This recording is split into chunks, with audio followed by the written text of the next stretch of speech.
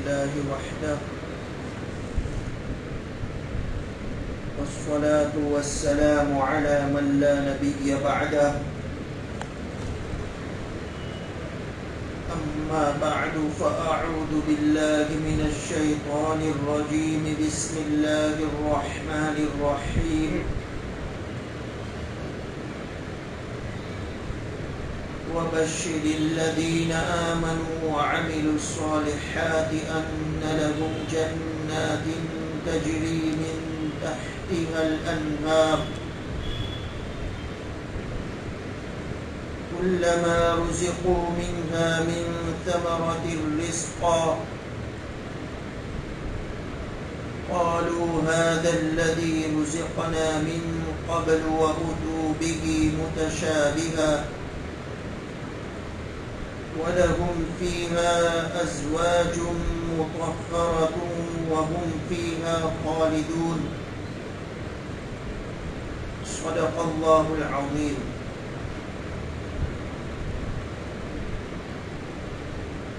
اور جو لوگ ایمان لائے ہیں اور انہوں نے نیک عمل کیے ہیں ان کو خوشخبری دے دو کہ ان کے لیے ایسے باغات تیار ہیں جن کے نیچے نہریں بہتی ہوں گی.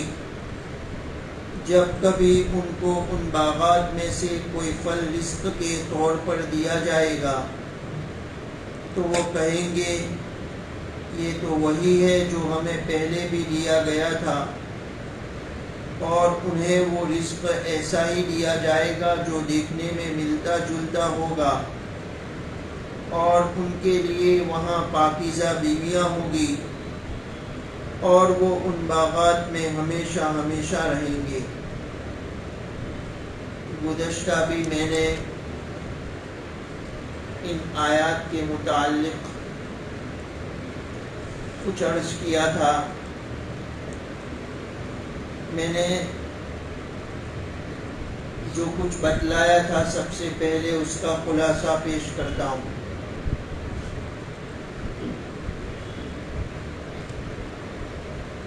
رب العالمین نے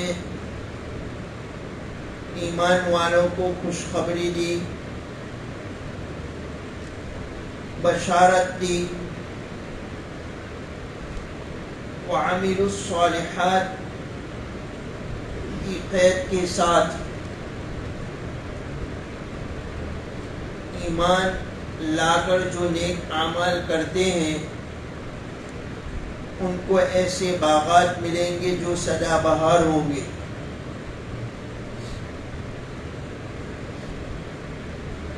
دوسری نعمت یہ ملے گی کہ ان کو ایسے پھل ملیں گے جو صورت میں شکل میں یکساں برابر ہوں گے، ایک جیسے ہوں گے، لیکن مزہ مختلف ہوگا. تیسری نعمت ایسی بیویاں ملیں گی جو ہر قسم کی گندگی سے پاک ہوگی. اور چوتھی نعمت وہ ان باغات میں ہمیشہ ہمیشہ رہیں گی، نکلنے کا کوئی خطرہ اور اندیشہ نہیں رہے گا. میں نے بتلایا تھا کہ دنیا کی نعمت کے بارے میں یہ اندیشہ اور خطرہ رہتا ہے کہ پتہ نہیں کب وہ نعمت سے میں محروم ہو جاؤں. ایمان اور اعمال صالحہ کرنے والوں کے لیے یہ نعمتیں ہیں. اس کی مناسبت سے میں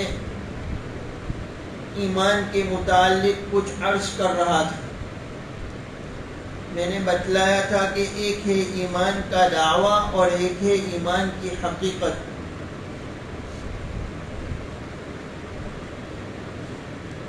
سچا اور پکا مومن وہ ہے جس کو اللہ سچا اور پکا مومن فرمائے. وہ اوصاف بھی میں نے سورۃ الانفال کی روشنی میں بیان کیے تھے جو ایک سچے مومن کے اندر ہوتے ہیں. اذا ذکر اللہ وجلت قلوبهم، جب اللہ کا ذکر ان کے سامنے کیا جاتا ہے تو ان کے دل میں خوف پیدا ہو جاتا ہے، ان کے دل لرز جاتے ہیں. جب گناہ کا ارادہ کرتے ہیں اور ان سے کہا جائے کہ اللہ سے ڈر تو وہ گناہ کی جرات نہیں کرتے ہیں. دوسری صفت، جب ان کے سامنے قرآن شریف کی آیات کی تلاوت ہوتی ہے تو ان کے نور ایمان میں اضافہ ہوتا ہے. تیسری صفت، وہ اپنے رب پر توکل اور بھروسہ کرتے ہیں. چوتھی صفت، وہ نماز کو قائم کرتے ہیں. اور پانچویں صفت، جو کچھ اللہ نے عطا کیا ہے اس میں سے خرچ کرتے ہیں. یہ اوصاف جن لوگوں میں پائے جائیں گے ان کے بارے میں رب العالمین نے فرمایا اولئک هم المؤمنون حقا، یہی لوگ سچے مومن ہیں، پکے مومن ہیں. ایمان کے متعلق ہی آج کچھ اور عرض کرنا چاہتا ہوں. ایمان کی حقیقت سمجھ لینے کے بعد ایک مومن کا مقام کیا ہے، ایک ایمان والے کا مقام کیا ہے، اس کو بھی سمجھ لیجیے. رب العالمین نے ارشاد فرمایا، سورۃ المؤمن کی آیت ہے، 24ویں پارے میں ایک سورت ہے سورۃ المؤمن. اس میں آیت ہے الذین یحملون العرش ومن حولہ یسبحون بحمد ربهم ویؤمنون به ویستغفرون للذین آمنوا. اللہ کے مقرب فرشتے جن کو کروبین کہا جاتا ہے، وہ اللہ کی حمد اور تسبیح کرتے ہیں. اس کے حضور میں ایمان کا اظہار، اطاعت اور وفاداری کا عہد و اقرار کرتے ہیں. اس کے ساتھ ساتھ ان بندوں کے لیے جو ایمان لے آئے، جنہوں نے رسول اللہ صلی اللہ علیہ وسلم کی دعوت کو قبول کیا، ان کے لیے استغفار کرتے ہیں. گویا کہ مقرب فرشتوں کا یہ وظیفہ ہے کہ وہ اللہ کی تسبیح اور حمد کریں، اس کے حضور میں ایمان کا اظہار، اطاعت و وفاداری کا عہد و اقرار کرے، اور اس کے ساتھ ساتھ ایمان والوں کے لیے استغفار کرے، مغفرت کی دعا کرے. یہ فرشتوں کا، مقرب فرشتوں کا یہ وظیفہ ہے. فرشتوں کے بارے میں ہم سب جانتے ہیں کہ وہ جو کچھ کرتے ہیں وہ اللہ کے حکم سے کرتے ہیں. لا يعصون اللہ ما امرهم ويفعلون ما يؤمرون. اللہ کا جو حکم ہوتا ہے وہی کرتے ہیں. جب اللہ نے ان کو حکم دیا ایمان والوں کے لیے استغفار کرنے کا، مغفرت کی دعا کرنے کا، تو ظاہری بات ہے کہ اللہ تعالیٰ اس دعا کو قبول بھی فرمائیں گے. کہ ایمان والے کے لیے کتنی خوشخبری، کتنی بڑی خوشخبری ہے، سعادت مندی ہے، کتنا بڑا انعام ہے کہ وہ بشری تقاضے کی وجہ سے کھا رہا ہے، پی رہا ہے، سو رہا ہے، اس حال میں بھی اللہ کے مقرب فرشتے اس کے لیے استغفار کر رہے ہیں، مغفرت کی دعا کر رہے ہیں.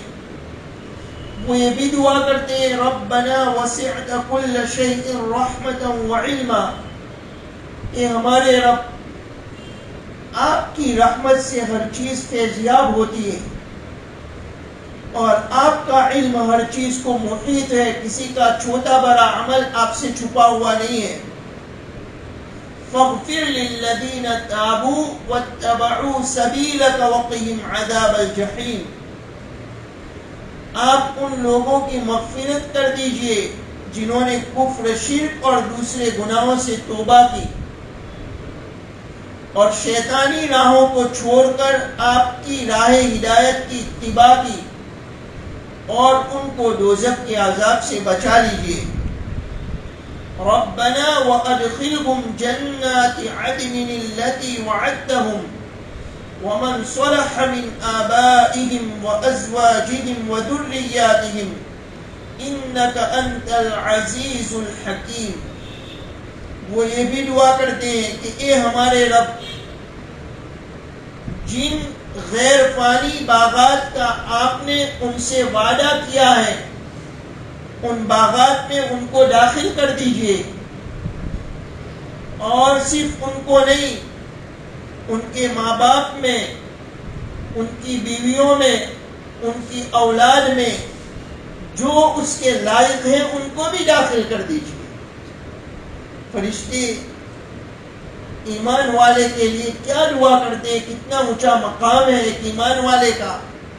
سورۃ المؤمن کی ان آیات سے پتہ چل رہا ہے. ہمیں یہ فکر کرنی چاہیے کہ ہم بھی ایسے ایمان والوں میں شامل ہونے کی کوشش کریں، شامل ہونے کی فکر کریں، جن کے لیے مقرب فرشتے دعا کرتے ہیں. ربنا وادخلهم، اے ہمارے رب، ان کو ایسے غیر فانی باغات میں جو ختم نہ ہونے والے ہیں، ایسے باغات میں داخل کر دیجئے جن کا آپ نے ان سے وعدہ کیا ہے، اور ان کے ماں باپ کو بھی، بیویوں کو اور اولاد کو بھی داخل کر دیجئے جو اس کے لائق ہے. ومن صلح من آبائهم، ان کے ماں باپ میں سے، بیویوں اولاد میں سے جو اس کے لائق ہو ان کو بھی داخل کر دیجئے. جو کفر اور شرک کی گندگی میں مبتلا ہے، فرشتے ان کے لیے کچھ عرض نہیں کرتے ہیں، لیکن جو اس درجے کے مجرم نہیں ہے، جن کا قصور قابل معافی ہے، ان کے لیے فرشتے دعا کرتے ہیں کہ اللہ ان کے ماں باپ کو، ان کی بیویوں کو، ان کی اولاد کو بھی جنت میں داخل کر دیجیے. آپ تو زبردست ہیں، حکمت والے ہیں. وقیہم السیئات، آگے دعا کر، اور ایک دعا فرشتے جو دعائیں کرتے ہیں ان میں سے ایک اور دعا کا تذکرہ ہے اسی صورت میں. وقیہم السیئات، اے اللہ ان کو قیامت کی دن کی بڑی تکالیف سے، ہر قسم کی تکالیف سے ان کی حفاظت فرما لیجیے. وقیہم السیئات، قیامت کے دن ہر قسم کی تکالیف سے ان کی حفاظت فرما لیجیے. ومن تق السیئات یومئذ فقد رحمتہ، قیامت کے دن کی تکلیف سے جن کو آپ بچا لے ان پر آپ کی مہربانی اور رحمت ہوئی. قیامت کے دن کی تکالیف سے جن کو آپ محفوظ رکھ کے بچا لے ان پر آپ کی مہربانی ہوئی، رحمت ہوئی. وَذَلِكَ هُوَ الْفَوْزُ الْعَظِيمُ، اور یہ بڑی کامیابی ہے، یہ مغفرت کا ہو جانا، جنت میں داخل ہو جانا اور چھوٹے بڑے عذاب سے محفوظ رہنا، یہ بڑی کامیابی ہے. معلوم ہوا ایمان والے کا بڑا اونچا مقام ہے. اللہ پاک اس نعمت کی قدر کی توفیق عطا فرمائے. بخاری شریف میں ایک روایت ہے، امام بخاری نے کتاب الایمان میں اس کو ذکر کیا ہے. حضرت انس رضی اللہ تعالی عنہ روایت کرتے ہیں، جس کا حاصل اور خلاصہ یہ ہے کہ 3 باتیں ایسی ہیں کہ جس میں وہ پائی جائے گی اس کو ایمان کی حلاوت نصیب ہوگی، ایمان کی لذت، ایمان کی چاشنی نصیب ہوگی. 3 باتیں ایسی ہیں جس میں وہ پائی جائے گی اس کو ایمان کی حلاوت نصیب ہوگی. پہلی بات، اللہ اور اس کے رسول ماں سوا سے سب سے زیادہ محبوب ہو. اللہ اور اس کے رسول اس کے نزدیک ماں سوا سے محبوب ہو، یعنی تمام چیزوں سے زیادہ اللہ اور اس کے رسول سے محبت کرنے والا ہو. دوسری بات، جس سے بھی محبت کرے اللہ کے لیے محبت کرے. اور تیسری بات، ایمان کے بعد کفر کی طرف لوٹنا اس کو اتنا ناپسند ہو جتنا آگ میں ڈالا جانا وہ ناپسند کرتا ہے۔ ایمان کے بعد کفر کی طرف لوٹنا اس کو اتنا ناپسند ہو جتنا آگ میں ڈالا جانا اس کو ناپسند ہے۔ یہ تین باتیں فرمائی، پھر سے وہ روایت سن لیجئے۔ حضرت انس رضی اللہ تعالیٰ عنہ روایت کرتے ہیں، تین باتیں جس میں بھی ہوگی اس کو ایمان کی حلاوت نصیب ہوگی۔ اللہ اور اس کے رسول ما سوا سے محبوب ہو، ہر چیز سے زیادہ اللہ اور اس کے رسول کی محبت ہو۔ دوسری بات، جس سے بھی محبت کرے اللہ کے لیے محبت کرے۔ اور تیسری بات، ایمان کے بعد کفر کی طرف لوٹنا اس کو اتنا ناپسند ہو جتنا آگ میں ڈالا جانا وہ ناپسند کرتا ہے۔ جب انسان پہلی دو صفات سے متصف ہو جاتا ہے، اللہ اور اس کے رسول سے سب سے زیادہ محبت کرنے لگتا ہے۔ دوسری بات، جس سے بھی محبت کر رہا ہے اللہ کے لیے محبت کر رہا ہے، تو پھر اللہ اس کو ایسی استقامت عطا فرما دیتے ہیں کہ اس کو کفر کی طرف لوٹنا اتنا ناپسند ہوتا ہے جتنا آگ میں ڈالا جانا اس کو ناپسند ہے۔ ایمان کی حلاوت کا تذکرہ اس روایت میں ہے کہ یہ تین باتیں جس میں بھی ہوگی اس کو ایمان کی حلاوت نصیب ہوگی، ایمان کی چاشنی اور مٹھاس نصیب ہوگی۔ اب جن لوگوں کو یہ حلاوت نصیب ہوتی ہے، جن کے رگوں پہ میں یہ بس جاتی ہے، ان کا حال کیسا ہوتا ہے اس کو سمجھیے۔ قبیلہ بنو سعد نے زمام ابن ثعلبہ رضی اللہ تعالی عنہ کو اپنا نمائندہ بنا کر نبی کریم صلی اللہ علیہ وسلم کی خدمت میں بھیجا۔ وہ مدینہ منورہ حاضر ہوئے، مسجد نبوی کے دروازے پر انہوں نے اونٹ کو باندھا، مسجد میں داخل ہوئے۔ نبی اکرم صلی اللہ علیہ وسلم صحابہ کرام رضی اللہ عنہ مجمعین کے جرمت میں تشریف فرما تھے۔ زمام ابن ثعلبہ رضی اللہ تعالی عنہ نے پوچھا کہ تم لوگوں میں ابن عبد المطلب کون ہے، یعنی عبد المطلب کے بیٹے کون ہیں؟ نبی اکرم صلی اللہ علیہ وسلم نے ارشاد فرمایا، میں ابن عبد المطلب ہوں۔ زمام ابن ثعلبہ رضی اللہ تعالی عنہ نے پھر عرض کیا، کیا آپ ہی محمد ہیں؟ نبی اکرم صلی اللہ علیہ وسلم نے ارشاد فرمایا، ہاں میں ہی محمد ہوں صلی اللہ علیہ وسلم۔ زمام رضی اللہ تعالی عنہ نے عرض کیا، میں آپ سے کچھ سوال کروں گا، ممکن ہے میرے انداز میں سختی پائی جائے، آپ برا نہ مانیے گا۔ انہوں نے یہ عرض کیا، میں کچھ سوال کروں گا، ممکن ہے میرے انداز میں کچھ سختی پائی جائے، آپ برا نہ مانیے گا۔ نبی کریم صلی اللہ علیہ وسلم نے فرمایا، ٹھیک ہے میں برا نہیں مانوں گا، جو پوچھنا ہو پوچھیے۔ آپ صلی اللہ علیہ وسلم نے یہ اجازت دی کہ ٹھیک ہے میں برا نہیں مانوں گا، تمہیں جو پوچھنا ہو پوچھو۔ زمام رضی اللہ تعالی عنہ نے یہ عرض کیا کہ میں اس ذات کی قسم دے کر پوچھتا ہوں، میں اس ذات کی قسم دے کر پوچھتا ہوں جو آپ کے گھر والوں کے، آپ سے پہلے اور آپ کے بعد آنے والی مخلوق کے معبود ہیں، کیا اس اللہ نے آپ کو ہمارے پاس رسول بنا کر بھیجا ہے؟ نبی اکرم صلی اللہ علیہ وسلم نے جواب دیا ہاں۔ پھر اسی طرح قسم دے کر پوچھا کیا اللہ نے آپ کو یہ حکم دیا ہے کہ ہم اسی کی عبادت کریں، اس کے ساتھ کسی کو شریک نہ ٹھہرائیں؟ ہمارے باپ دادا جن بتوں کی پوجا کرتے تھے اس سے کنارہ کش ہو جائے، دور ہو جائے۔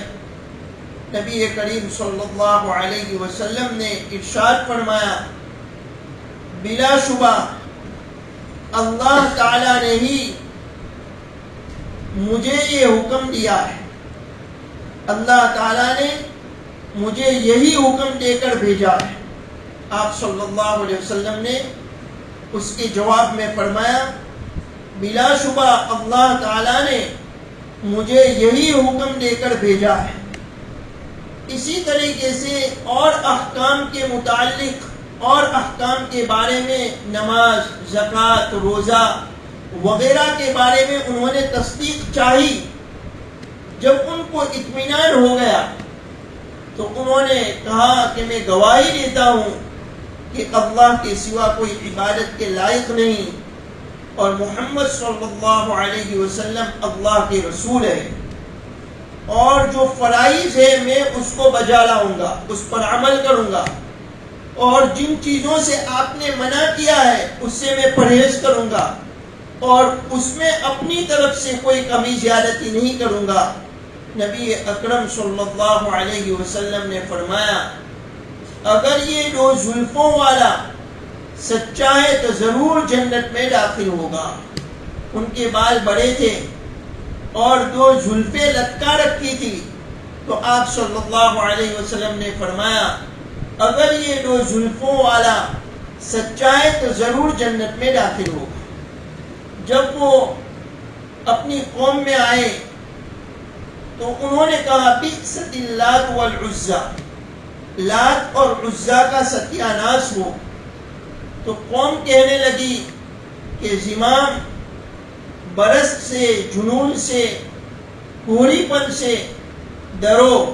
مطلب یہ تھا کہ ان بتوں کی توہین کی وجہ سے تم ان بیماریوں میں مبتلا ہو جاؤ گے۔ زمام نے کہا نہ یہ بت کسی کا کچھ بنا سکتے ہیں نہ بگاڑ سکتے ہیں، اللہ نے اپنے رسول کو مبعوث فرمایا اور ان پر اپنی کتاب نازل فرمائی، اس کے ذریعے سے وہ تمہیں ان خرافات سے بچانا چاہتے ہیں جن میں تم مبتلا ہو۔ میں گواہی دیتا ہوں کہ اللہ کے سوا کوئی عبادت کے لائق نہیں، محمد صلی اللہ علیہ وسلم اللہ کے رسول ہیں۔ میں ان کے پاس سے یہ باتیں لے کر آیا ہوں جن کا انہوں نے حکم دیا ہے، اور ان باتوں کو لے کر آیا ہوں جن سے بچنے کا، پرہیز کرنے کا انہوں نے حکم دیا ہے۔ راوی کہتے ہیں کہ شام تک پوری قوم اسلام میں داخل ہو چکی، شام تک پوری قوم اسلام میں داخل ہو گئی۔ محمد ابن اسحاق رحمت اللہ علیہ کہتے ہیں کہ ہمارے علم میں اسی قوم کے لیے ان کا نمائندہ زمام بن ثعلبہ سے زیادہ افضل ثابت نہیں ہوا۔ ہمارے علم میں اسی قوم کا نمائندہ زمام بن ثعلبہ سے زیادہ افضل ثابت نہیں ہوا۔ تو ایمان کی حلاوت جب رگوں پہ میں بس جاتی ہے تو انسان کفر کی طرف نہیں لوٹتا ہے، انسان ارتداد اختیار نہیں کرتا ہے۔ پیسوں کی وجہ سے، مرتبے کی وجہ سے، عہدوں کی وجہ سے، بڑا بننے کے شوق میں انسان مرتد نہیں بنتا ہے جب ایمان کی حلاوت رگوں پہ میں بس جائے۔ ہمیں یہ فکر کرنی چاہیے کہ اللہ پاک نے جب یہ وعدہ کیا ہے ایمان والوں کے لیے، اعمال صالحہ کرنے والوں کے لیے، ہمیشہ کے باغات کا، پھلوں کا، ازواج کا، ہمیشہ اس میں رہنے کا، تو ہم ایمان اور سنت پر زندہ رہے اور ہم ایمان اور سنت پر ہماری موت آئے، ہماری نسلیں بھی، قیامت تک آنے والی نسلیں بھی ایمان اور سنت پر زندہ رہے اور ایمان اور سنت پر ان کی موت آئے، اس کی فکر ہمیں کرنی چاہیے، اس کی تمنا ہمیں رکھنی چاہیے، اس کی طلب اور طرف ہمارے دل میں ہونی چاہیے۔ اگر کوئی آدمی دنیا کے تھوڑے پیسوں کی وجہ سے، دنیا کے تھوڑے عہدوں کی وجہ سے اور دنیا کی لالچ کی وجہ سے اور بڑا بننے کے شوق میں اعتدال اختیار کر لیتا ہے، دین سے پھر جاتا ہے، مرتد بن جاتا ہے، اسلام اور ایمان کو چھوڑ دیتا ہے، تو وہ اپنا ہی نقصان کرتا ہے، وہ خود محروم اور مردود ہوتا ہے۔ اسلام کا اور اللہ کا کچھ نہیں بگڑتا ہے، وہی خود محروم بنتا ہے، مردود بنتا ہے۔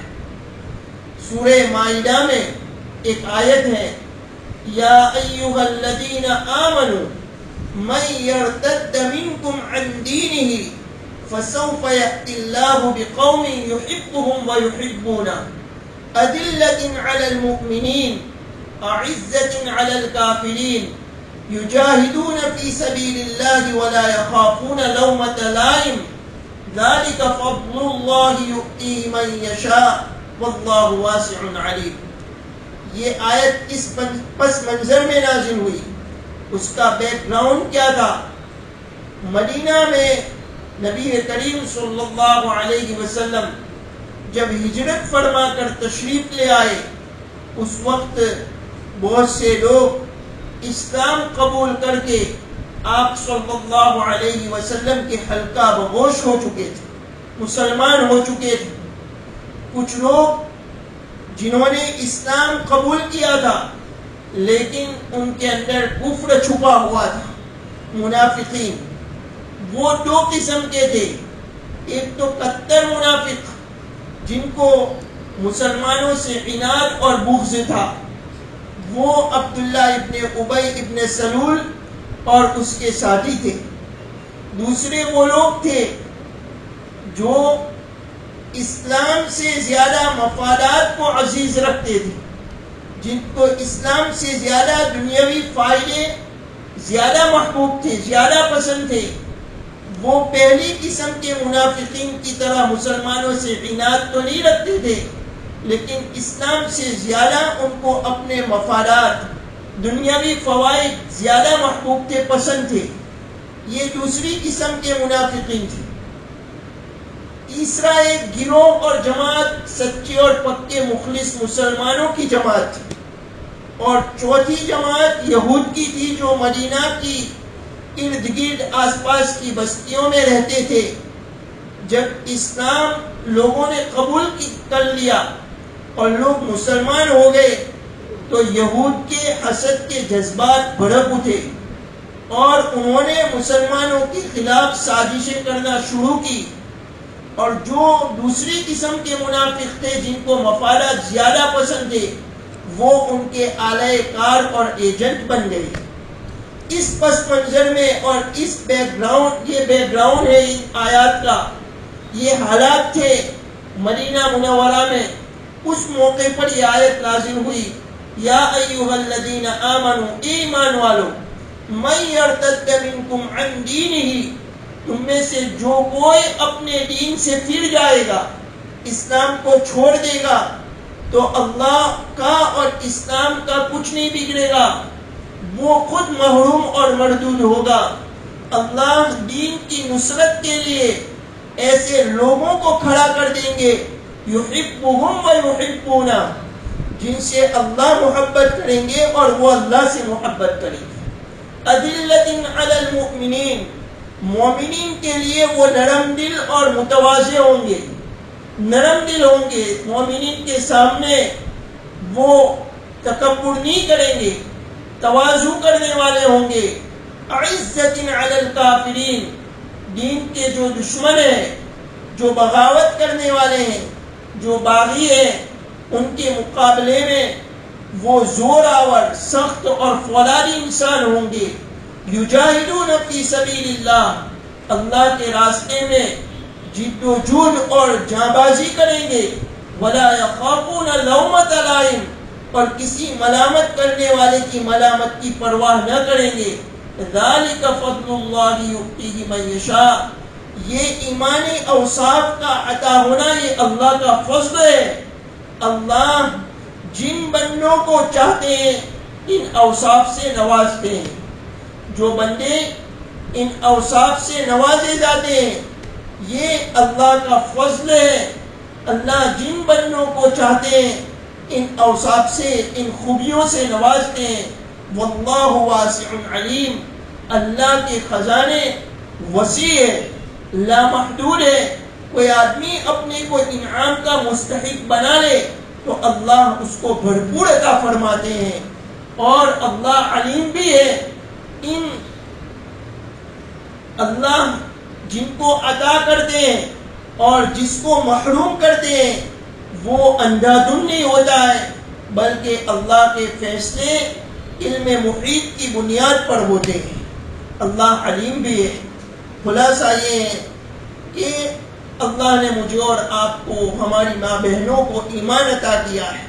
ہم اپنے مقام کو پہچانیں کہ اللہ نے کتنی بڑی نعمت عطا فرمائی، کتنی بڑی دولت عطا فرمائی کہ جن کے لیے مقرب فرشتے بھی مغفرت کی دعا کرتے ہیں ایمان والوں کے لیے. اور جن کا یہ مقام ہے کہ جب ایمان کی حلاوت ملتی ہے تو جب 3 چیزیں نصیب ہوتی ہے تو ایمان کی حلاوت نصیب ہو جاتی ہے. اور جب ایمان کی حلاوت نصیب ہوتی ہے تو انسان کفر کی طرف نہیں پلٹتا ہے، نہیں لوٹتا ہے. وہ مرتد بننا اتنا ناگوار ہوتا ہے اس کو جتنا آگ میں ڈالا جانا اس کو ناگوار ہوتا ہے، آگ میں پھینکا جانا اس کو ناگوار ہوتا ہے. ہم ان نعمتوں کو سن کر کہ ایک ایمان والے کو اعمال صالحہ کرنے والے کو کیا نعمتیں ملیں گی، اس کو سن کر ہمیں یہ فکر اور جذبہ پیدا ہونا چاہیے کہ میں بھی ایسے ایمان والوں میں شامل ہونے کی فکر اور کوشش کروں. اللہ پاک مجھے اور آپ کو اور ہماری نسلوں کو سچے مومنین میں شامل ہونے کی توفیق عطا فرمائے اور ہمیں صحیح معنی میں حقیقی ایمان نصیب فرمائے، ایمان کامل نصیب فرمائے، یقین صادق نصیب فرمائے. اللہ پاک ہر قسم کے ارتداد سے، مرتد بننے سے ہماری نسلوں کی، ہماری بہنوں کی، ہمارے بھائیوں کی حفاظت فرمائے. ہر قسم کی گمراہی سے حفاظت فرمائے. کتاب و سنت پر، ہدایت پر اللہ ہمیں زندہ رکھے. اور جب بھی دنیا سے جانے کا وقت آئے اللہ ہمیں اور ہماری نسلوں کو ایمان اور سنت پر حسن خاتمہ کی دولت سے مالا مال فرمائے. سبحان اللہ و بحمدہ، سبحانک اللہم و بحمدک، ونشہد ان لا الہ الا انت، نستغفرک و نتوب الیک. سبحان ربک رب العزة عما يصفون، وسلام على المرسلين، والحمد لله رب العالمين.